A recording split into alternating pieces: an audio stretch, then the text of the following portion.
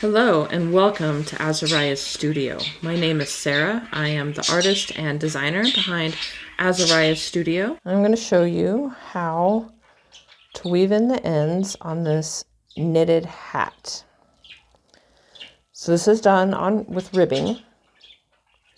You can see I've changed colors here. So to places I've changed colors, I want to tie these ends. Now right here I'm tying the same color to the same color.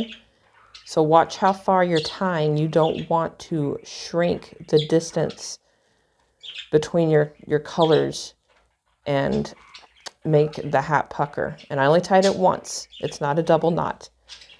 Okay, so down here, I'm going to pull the white just enough to make things look nice. And I'm going to pull this green color just a little too. And once again, just one time. It's like the beginning of tying your shoe. That's it.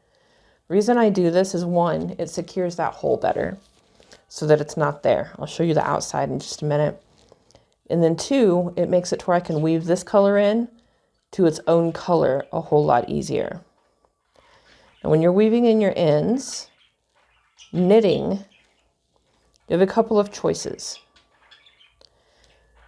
If you have a piece like this one does that has like the reverse stockinette side, you can catch these guys every other one or so. I'm going to go ahead and catch this one where the black one is. Move them out of the way.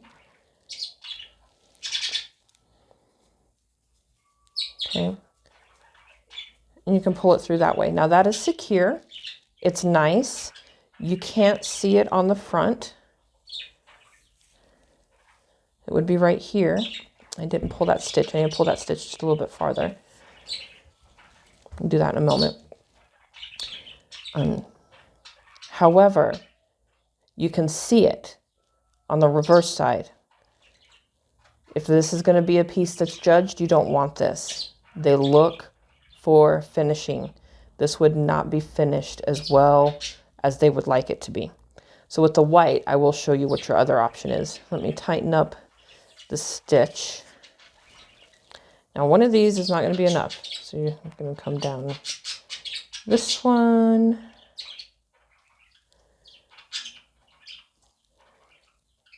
Oops.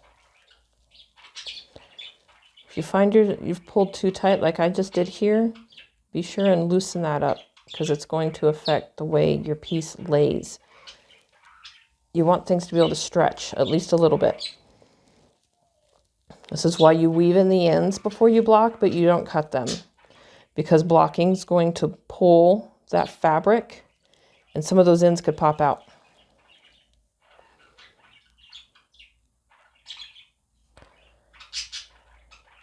All right, and then I'm going to go down one more here.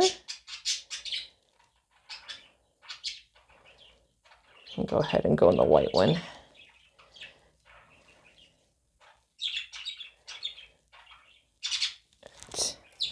I'm going to cut that guy off. It's all done.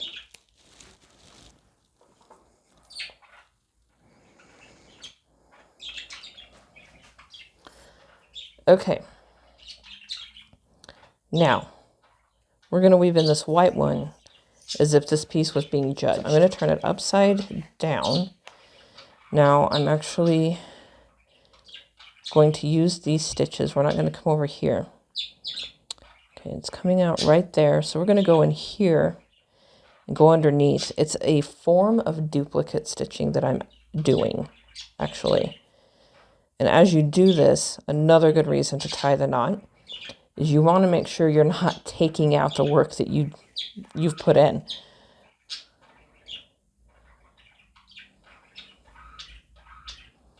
So while this section will be slightly thicker, it's not going to be nearly as obvious as this is.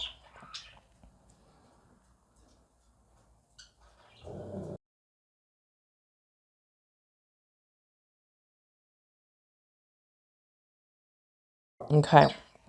So I'm at the end of my couple of stitches that I had here.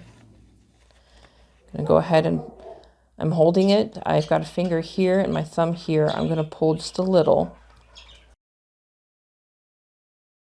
Just trying to distribute some of that extra slack a little bit. Okay. Now I can continue following this strand and duplicate stitching, which would be fine, or I can come back this way, which is what I would rather do. So we're going to go in that one. And then we got to decide where we're going to come back at. See, if I follow that, it's just going to take it out. So we're going to go over it and come in here. It's only slightly obvious.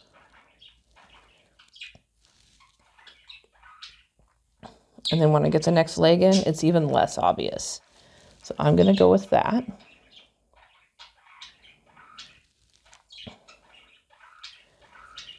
The point of weaving in the ends is to secure them, but not to affect the look of your finished piece. Now, sometimes we can use an end to our advantage to close a hole that we may have accidentally made or something like that. But for the most part, it's just so that the work doesn't come undone. Now, this isn't going anywhere because of how many times it's been woven back and forth. But if I cut right here, this guy's just going to pop out. So what I'm going to do here is I'm actually going to go across these guys.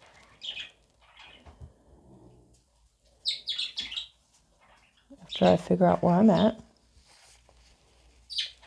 I'm going to come down into this one. Go in here. All right, instead of going across, we're going to come this way. Follow this guy right here. And then I'm going to follow this guy right here.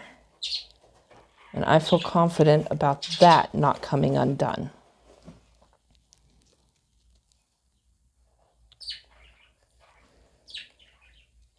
So I will trim right here. All right. See, he came out of that white when I did that. Okay. This is where I wove in the white. This is where I wove in the green. There they are on the right side, the outside. You can see that just a little bit because of how far I have it pulled. This is a little thicker there, as I mentioned that it would be. Let's see if I can.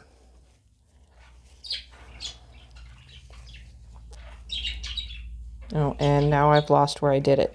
Okay, okay, here we go. So here's the green, here's the white. That's it.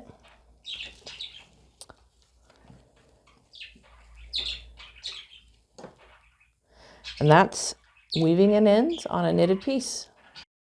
Thank you for watching. If you liked what you saw, be sure to like and subscribe. If you have more questions, you can always email me, Sarah@azariasfiberarts.com, or drop a comment below. Happy making!